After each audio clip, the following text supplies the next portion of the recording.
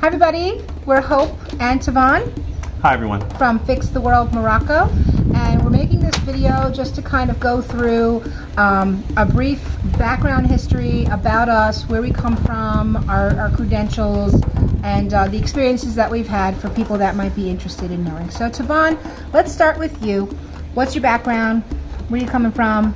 I come primarily from an IT background, an electronics repair maintenance background, customer support. I've been doing these kind of technical customer support type roles for over 20 years before our company, being the co-founder of our company.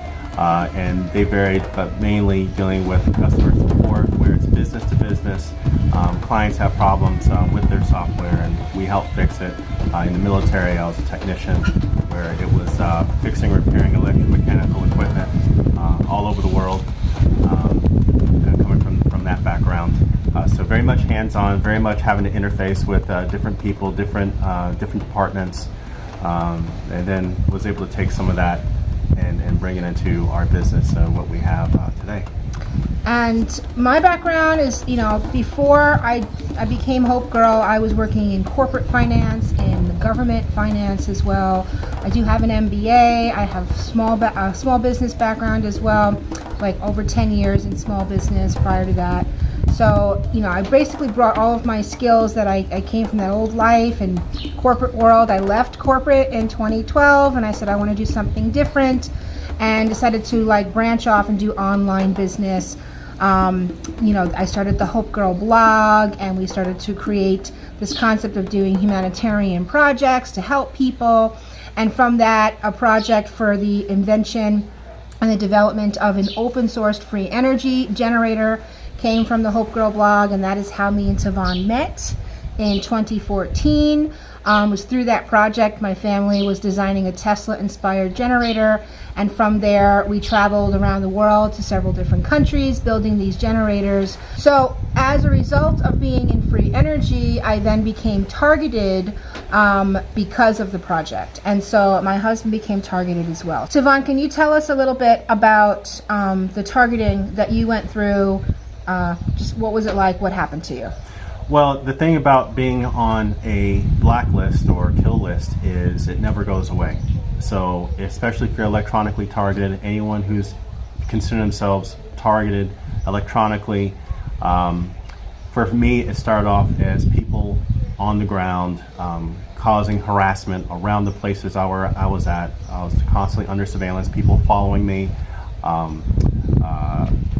a change in demeanor around the people I knew. My friends and acquaintances changed. The rumors are spread about you, and then the actual electronic harassment started with targeting around the voice to skull type weaponry, the type of thing that's mentioned in the savannah. They call it savannah syndrome, but this is a well-known thing that happens to those who've been put on targeting lists for whatever reason by the government. And it's a dissident program. It's a Western inspired, it's a global dissident program. Follows you no matter where you go. And for me, it was horrific. I had induced nightmares, insomnia, things that keep me up at night. Also in pain, sharp pains, electroshock around my body. I was dramatically impaired to the point to where even if I tried to work out, if I tried to jog, if I tried to get well, I ended up worse, more exhausted. And so it was a very hard road for me that first couple of years of doing that without prayer and without the things we did together.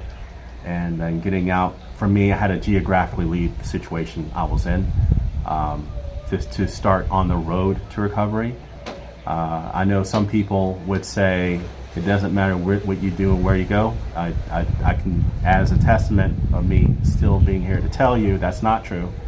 You have to understand the grid, what part of the grid you're in, and sometimes for me, I had to leave. You may have to leave to find out to what degree, to what scale is those who've been given the task to put you under that kind of torture and surveillance at the same time are willing to go, or what kind of influence or boundaries they have.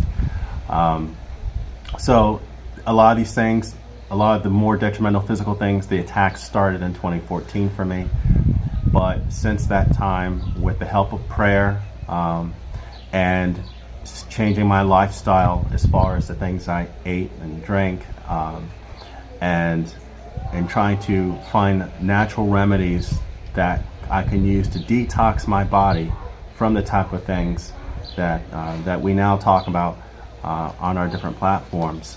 I was able to come to some form of recovery, and a dramatic one. If I look back to how I was feeling back in 2014 compared to now, I am almost 100% much better than I was. There's still some things that I still have to deal with, but it is nowhere as intense as it was in the beginning. And that also includes even things like B2K. So just understand this platform, this infrastructure has been around for a long time, but as innovation and technology comes along, it has been improved on and built on top of a legacy infrastructure. But what's important for us is that you need to, once you realize that this exists, to do things you can do to mitigate and to reduce yourself being affected so dramatically. So I think that's why I want to kind of share with the audience. Now for me, I was targeted in a slightly different way. For me, the targeting happened from the Free Energy Project, and it was all the COINTELPRO, GCHQ, JTRIG, online smear campaigns and harassment in that respect. So I went through horrible experiences. The way that I can describe it is that in the beginning it was the energy industry that was creating different blog posts to smear me and to destroy my reputation. And then from there, my family's file was transferred over to a satanic cult in England, and they took over the trolling and harassment, and it got really, really bad from there. So there's a long list of the horrible things that I experienced from that, but basically, let's just skip past all the horror. I mean, I documented all of it. If you want to go look at it, it's all there. But basically, we are grateful that we went through these things because we're both Christians. We came back to God during this process, being targeted. We came back to God, we came back to Jesus, and we realized that He allowed us to go through these experiences so that we could share with others who are going through them right now.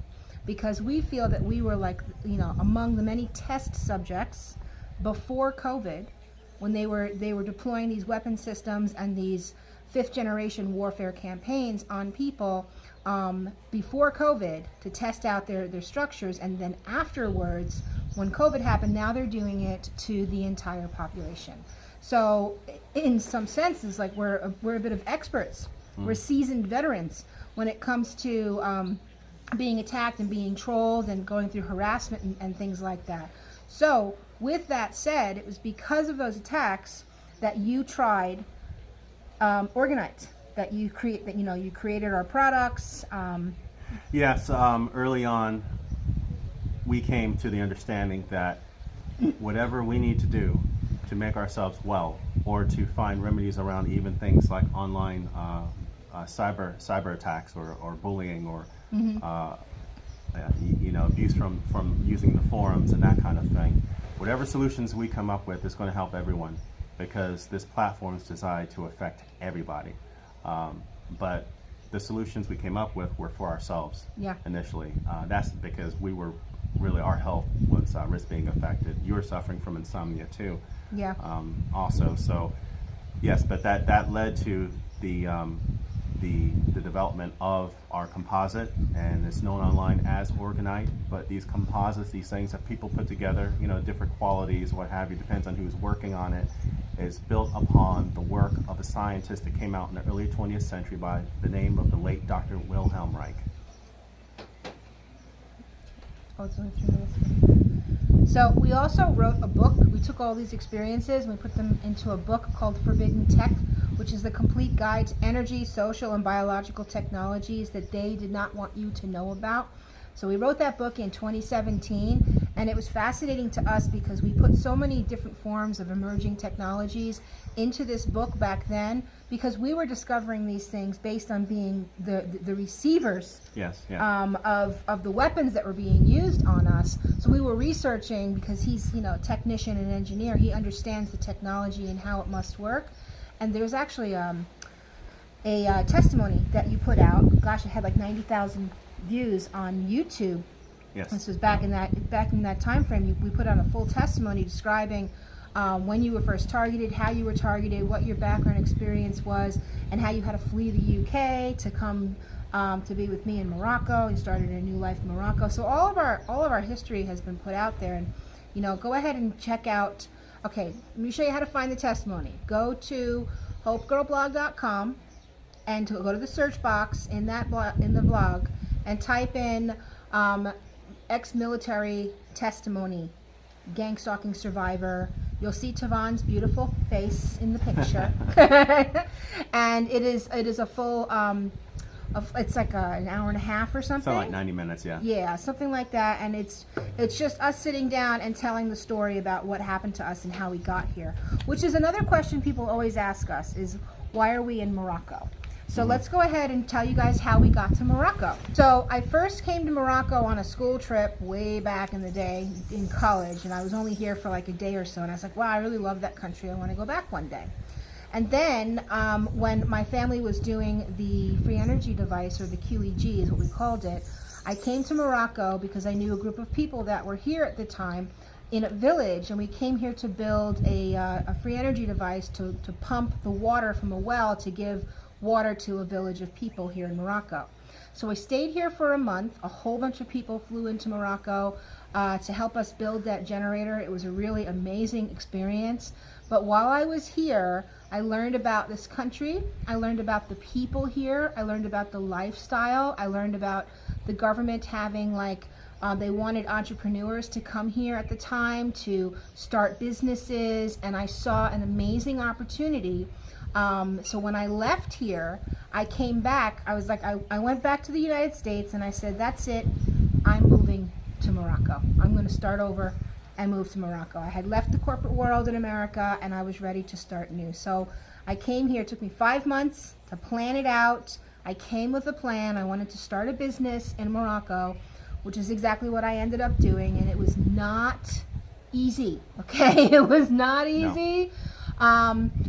No. And so I came here because I fell in love with this culture and this lifestyle and these people, and I saw an opportunity and I wanted to give it a try. And we spent a long time going through government paperwork in order to get all the residency requirements and all of that. So it was not easy, okay? And we've learned a lot from that process, but we're never leaving. We love it here. Oh, it's an amazing country. And at that time, Tivon and I had started dating because we met in England. Yes. When we were working on the project, we went to England and did a build on the QEG in England, and that's where I met Tivon. But then later on, when I moved to Morocco, when I first got here, I gave him a call and I said, hey, you want to come visit me? And he came to visit. And he's been here ever since. Yes, yeah. I mean, especially when I saw what you guys were trying to do, and it's amazing. So what are your feelings about being in Morocco? It's an amazing country. It was a difficult process doing everything that was required in order to maintain a business, especially one that deals with as a foreign entrepreneur. But in general, the people, they're very welcoming. It's a very service-oriented type of country. Many of the people here still work with their hands. You can find every town has a welder, every town has a butcher, and also there's a lot of just really basic resources, and also that it's a lot of healthy food is grown here. So being here, it was a chance for me to get grounded with the land and different lifestyle. And it's even possible to even grow things here. So there's a lot of things I find we're able to do here that I was not able to do in the West, and it opened my eyes a lot to what's possible here. At the same time, there is a pretty large expat community here, so people from all over the world. Some retired, others are business people, and it's just a really interesting, funky mix of people that is Morocco. So I absolutely love being here. And we were living up north in the beginning for 2 years in Tetuan, that was up north. And then after 2 years, we met some people. Mark Atwood, you guys might know who he is because, you know, we're really good friends with him. He met us while we were in Tetuan, and he said, you should come visit me in Marrakesh, because that's where he was living at the time. And we came to visit him in Marrakesh, and we said, we need to move to Marrakesh. It was awesome to be here in Marrakesh. So him and his family helped us move here to get us situated in a new town and everything at the time. And also, that's when we started, that's when we wrote our book, and that's when we started our business for Organite. But just a real quick note, because we do get a lot of emails from people that are looking to leave America or whatever country they're in and relocate, and they're looking for a different country to come to, and then we always get the big long list of questions like, what do I have to do to move to Morocco, and can you help me move to Morocco? And I just want to say a blanket statement across the board. We came here in 2014. 14. Okay? You know. It was different when we came. It was really hard back then. Even if, yes. COVID changed everything. It is extremely difficult to relocate to Morocco right now. I would say for that matter, unless it's another country you're planning on going to where it has like a common culture. In general, relocating to a place, especially a place that has a different language or tradition or culture than yours, is a challenge. Yeah, it's a challenge. It's a different culture. It's a different language.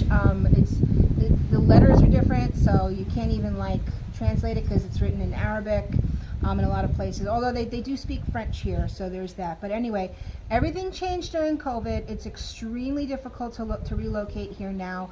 And I would just suggest to anybody across the board, if you're looking to become an expat, that you seriously need to do a ton of research. You need to ask yourself questions like, where is it easy to become a resident? Because leaving the country every few months in order to keep your visa, because there's different visa laws, there's different travel laws now. Everything changed during COVID, right? So you have to find out where it's easy to become a resident so that you can stay, where you might be able to buy land, what the laws are there. Price of living. There's a lot to take into consideration. Ask yourself why are you choosing certain countries also if you're going to do that, and just know yourself. I mean, know if you really think, do you really think you can go to another place and just grind at it and come. Basically, if you are going to go to a new place, have a plan. Yes. We would never tell anyone, do not go to a new place with no plans. Don't pretend that you got money or funds. You have to come correct in any country now. You have to have a plan, and you have to have money, a lot of it, and you have to have a means of making more money. You have to have some kind of like mobile business that generates continuous income. So don't show up in another country broke and expect them to take care of you. And that might happen in America, but it doesn't happen in other countries. And at this point, a lot of these countries, especially ones that are, they know they're like they know they're the food basket, or they know they're the place to go for resorts. Most of these countries know what they got, and they've wisened up to the fact that there is an interest in other people coming into their country. So they have certain requirements if you intend on staying for a long period of time. And even some of those requirements aren't listed in the application for residence, for example. It's the kind of thing they do. I gotcha. When you're when you're going through that process, a lot of them now want to see how much money do you have in the account.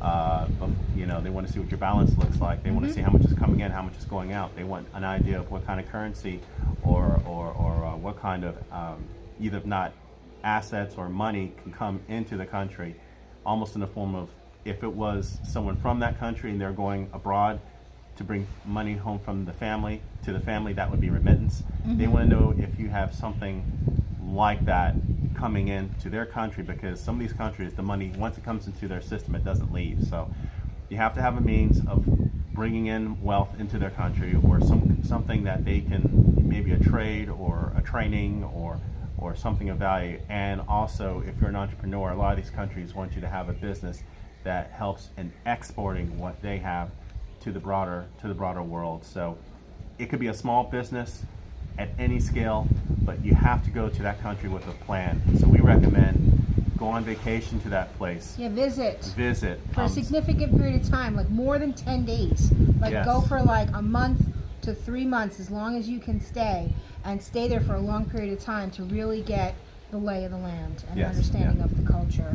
And even then, you still won't know enough. You have to go back and visit again, I'm sure. But so that's that. But with all that said, I can say that being an expat is everything is 10 times more difficult as an expat in a foreign country when you don't speak the language well, Yes, right? yeah. It's 10 times more difficult, but at the same time, if you're willing to do, in a place like Morocco, if you're willing to do the work and you know, get in there with get your hands dirty and do the actual work, Yes. you can do a lot more here than we could do back in America, which is, you know, one of the reasons why we left. There was too many restrictions Yes. for businesses. You find just how much restrictions you have when you go to another place, and you find that you can build this, you can create that, you can build what you need to build a small business and grow from there. And to our surprise, when we were willing to do that work, and we're talking about years, we did years of hard work, grinding, learning how to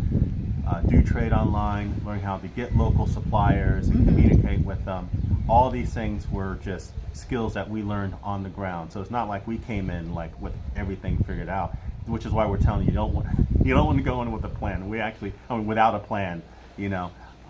But you keep most of the reward in a lot of these places, and you can actually reinvest here and grow and keep most of the benefit of being here. And case in point, we have 6 chickens and we get organic eggs, and we don't have to register our chickens with the government like you do in certain places in America. Very healthy orange yolk. Oh, it's eggs. wonderful. We have eggy brunches on Sundays. It's amazing. It's lovely. Yeah. So let's talk about how our business has grown. So we started with nothing. We had very little money in the bank at the time because a lot of our money had been depleted from moving to Marrakesh and everything. So we stayed up really late most nights, writing our book, trying to figure out videos and marketing plans and things, and doing that laptop entrepreneur lifestyle. And we sold our first bunch of products to a lot of people that we had on our mailing list, and our friends and family at the time. And it was just me and Tivon alone doing absolutely every single part of the business. We did the websites, we made everything, everything. We didn't have any employees. We didn't hire anybody to do anything. We made the websites, we made the videos, we made the products, we did the trial and error, we did the shipping. We were up until 4 o'clock in the morning, sanding pendants. Found the local suppliers. Finding the local suppliers. And you know, and it's creating not easy. a supply chain. Yeah, it's not easy if you're foreign also, because the prices weren't very weren't. Yeah, you get that foreigner tax. They tax. charge you more money because they see you from another country, so they But think. in time, when you learn more about the process, and you learn that there's real businesses out there, bigger ones, then they actually give you a fair deal because they're an actual Right. store. I mean, we have so many stories of like just how difficult and grueling it was in the beginning, and we really literally had nothing. We had no furniture. We were sitting on the floor. We were starting our business from the ground up, like quite literally. We lived on the floor, right? We didn't have any furniture. And then from there, we just hung in there. We prayed a lot, and God let us go through some more trials and tribulations. And then eventually, God started blessing our business. And we had a little bit more and a little bit more. And then COVID happened, and our business exploded, right? And it was just you and me. But at that point, my mother had also moved here, so she was living right next door to us, and she was helping us make our products and get them out to our customers. But then we started getting so many orders. Our business had totally exploded, and we were like sitting there again at 4 o'clock in the morning, shining pendants and trying to get our orders out. And we just looked at each other and we said, "Oh my gosh, we need help."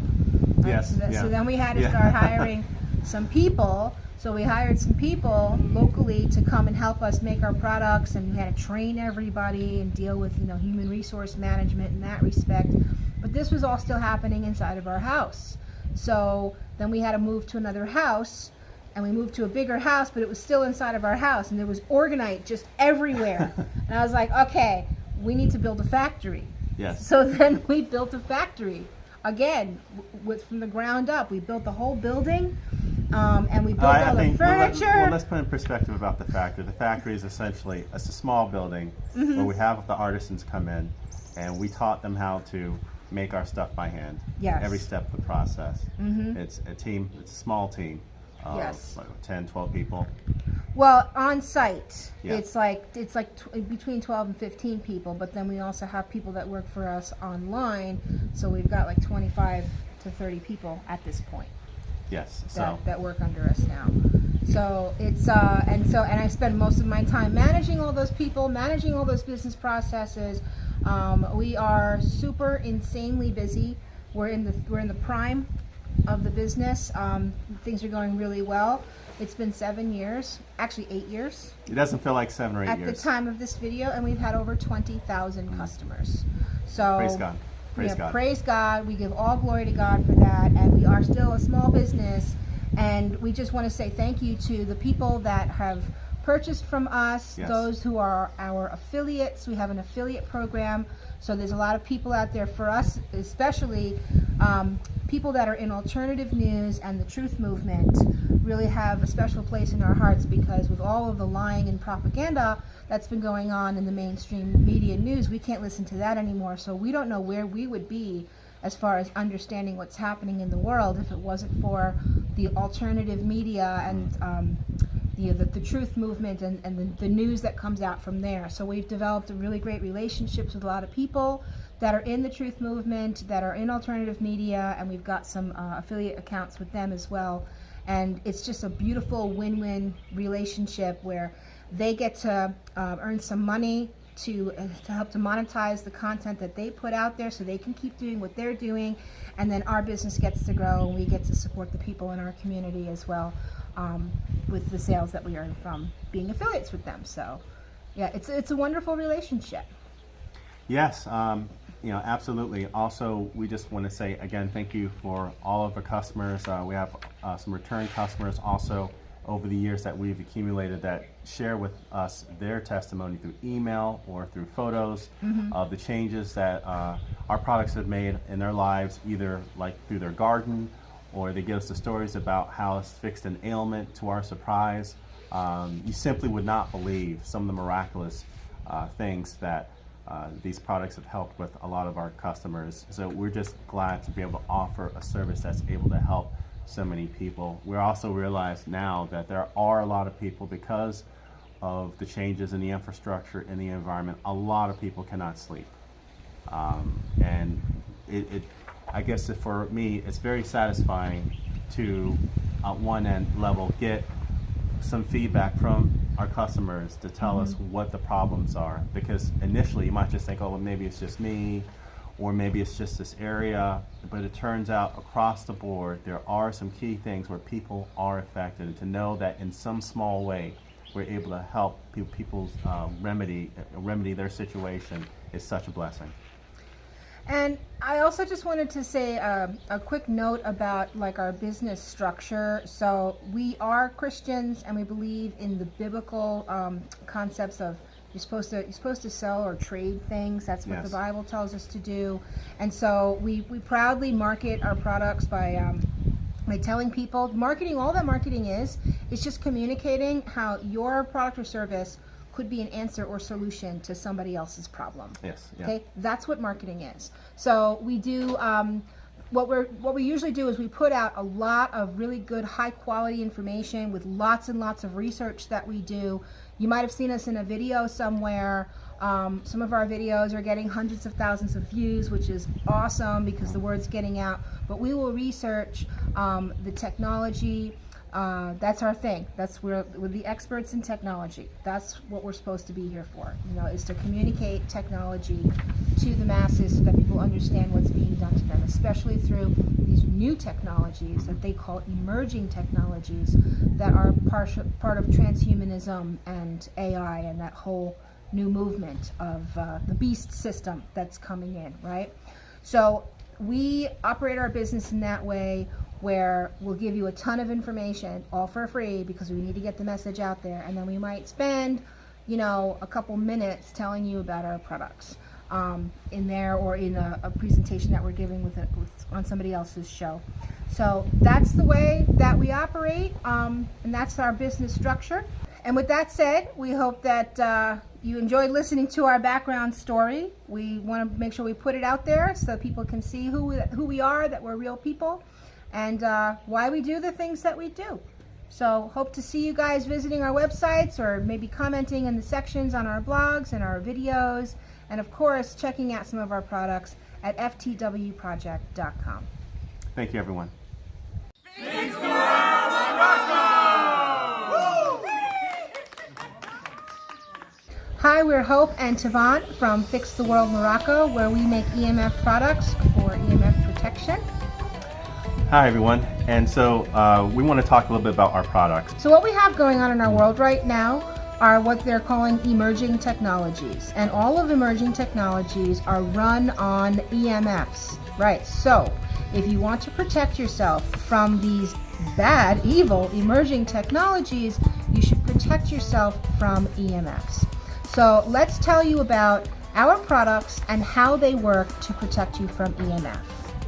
Okay, so we make our EMF protection products by hand mixing a blend of materials together in an epoxy resin. Now, the materials we use is shungite powder, iron oxide, brass, steel, and quartz crystal powder, all mixed together within this epoxy resin.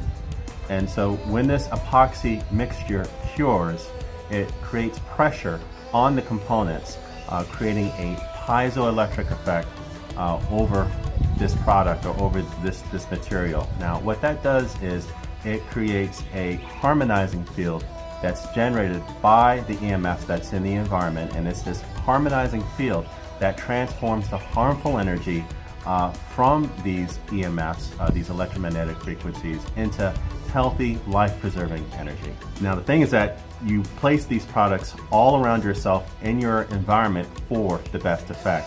The benefits of using our products are better sleep, stress relief, pain relief, a healthy home environment, better seed germination, and plant growth. And also helps to preserve food, or extends the shelf life of your food, and helps you to maintain healthy blood. So these are the different types of products that we've created and what you could use them for. We have our sleeping pods. Now, this is one of our most popular products. A lot of people cannot sleep at night, and a lot of people more starting to figure out that it's because of the toxic electromagnetic environment that they're in on a consistent basis. So instead of reaching for that sleeping pill and having to rely on that, this is a pill-less solution to help remedy your maybe insomnia or getting a good night's sleep. We also have our charge plates, and you can use these around the home, and you can use them to preserve food or structure water.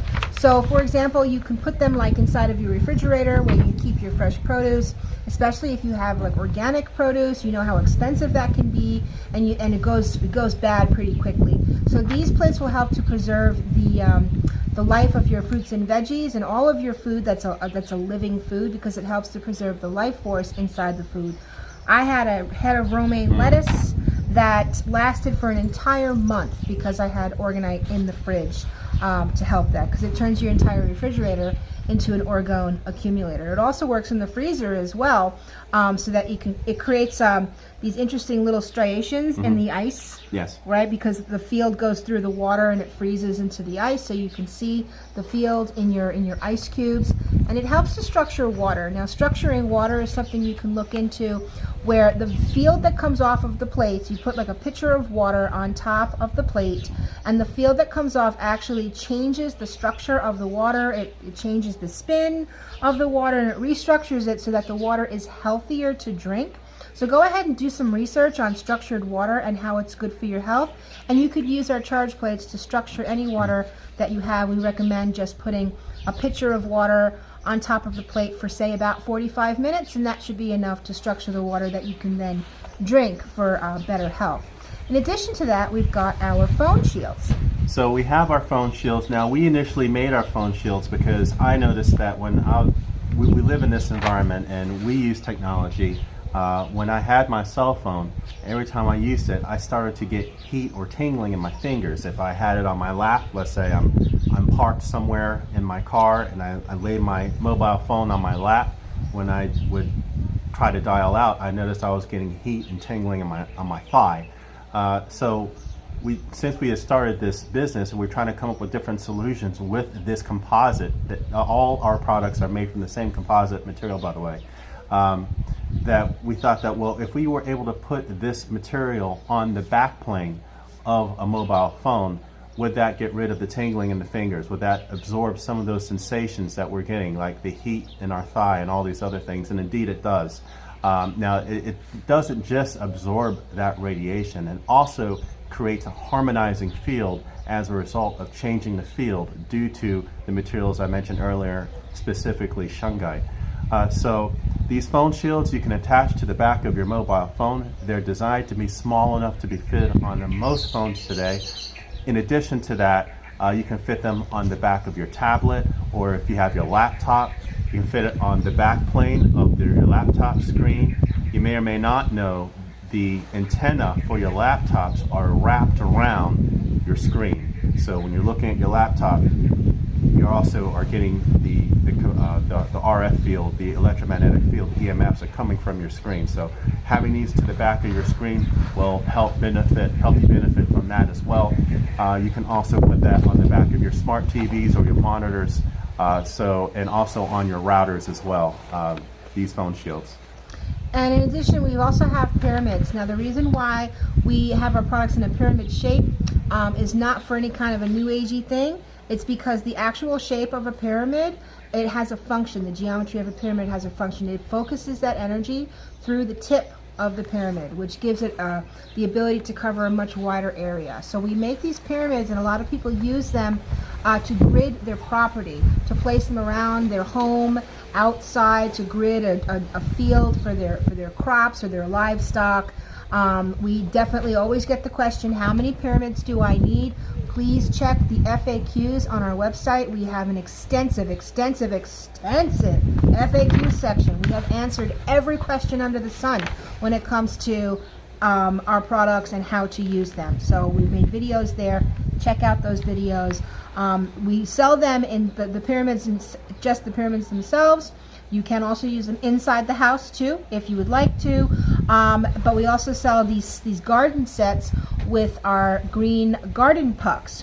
And so for us, we live in a desert climate in Marrakesh, and you really can't grow anything here. But because we use our orgonite along with some basic permaculture methods that we've created over the years, we now have a lush Garden of Eden where we grow a ton of our own food here because of the orgone energy. So you'll get bigger crops and bigger yields if you treat your plants to an orgone energy field to protect them, because trees die from EMF, plants die from all the stuff that they're spraying in the chemtrails. These pyramids actually do help to disperse the chemtrails. Okay, so when we talk more about pyramids, we have a 4-part science presentation we did talking about the science behind our products. One of them is specifically about the pyramid structure and the research into the energetic effects a pyramid has in the environment. So we follow up on that research, and basically these pyramids have an ability to electrically couple to the local environment. So when you have a pyramid made from composites like we do, as it interacts with the EMFs that is pervasive all over our environment, the same EMFs that affects the bees, that affects your plants, by having these things placed around it, it's taking those fields and it's focusing it and sending it upward through the apex. Now, coincidentally, What it also does, as you want to call it, maybe a side effect, is that if you have any aerosols or particulates in your local environment floating through the air, the column of energy that is sent from the apex of these pyramids around your property will start to bind with these particulates and sends it upward and out from your local environment. Now, what are some of the effects of that? Is what you'll end up having is you'll start to see patches of blue and a breakup of whatever the particulates are, whether it's smog or aerosols or dust, and you'll see a breakup in your local environment. When you compare it to when you look farther down your neighborhood, you'll still see that constant film of haze. So it also helps clear the air and sends it upward out of not only your home but also from your neighborhood. So having these things around your home is not only good for your plants and good for the animal life and the insects around your home, but also good for the local environment with the air. Now, our research is based on the work of the late Dr. Wilhelm Reich, who coined this field, orgone energy, which is an energy field that is around all living things. Part of this research he also discovered is that water absorbs that energy. So it is the water that absorbs this energy, and then living cells, whether plant cells or animal based, absorbs the water, takes in the water, and the cells becomes energized. That's why we find this field also is responsible for being able to passively structure water. So when you have these things around your garden and you're already gardening, you already know what your environment is like, and you've been gardening for at least 2 or 3 years, so you have an idea with all the trial and errors, then you'll start to see the difference and you'll be amazed. We get photos from our customers from all over the world showing how our products have changed their life, and we love getting these kind of responses. And last but not least, we have our tiles that we created so you can incorporate our shungite orgonite energy into any of your construction projects. So you could use these in a bathroom, create a meditation or prayer room. You could use them around a pool structure like we did with our pool. We put them around our pool. You can check out a video we have on our website talking about that. It basically energizes the water in the pool with the orgone energy field, so that when you swim in the pool, your whole body is immersed, and it feels like the fountain of youth. It's really quite incredible. So you could use our tiles for your own construction projects, where you can build furniture with them. You can put them on chairs and tables and things like that. So those are all of the products that we have to offer, and you can check out testimonies for all of our stuff on our website. And in addition to that, we do have that extensive FAQ section and our terms and conditions as well. So every product is made by hand by us here in Morocco with our artisans here, and we have a whole processing schedule so you can learn about what to expect when you order from us. So thanks everybody for watching, and we hope that you'll consider incorporating EMF protection into your regime to how to protect yourself against emerging technologies. Thank you, everyone. Bye-bye for now. Bye.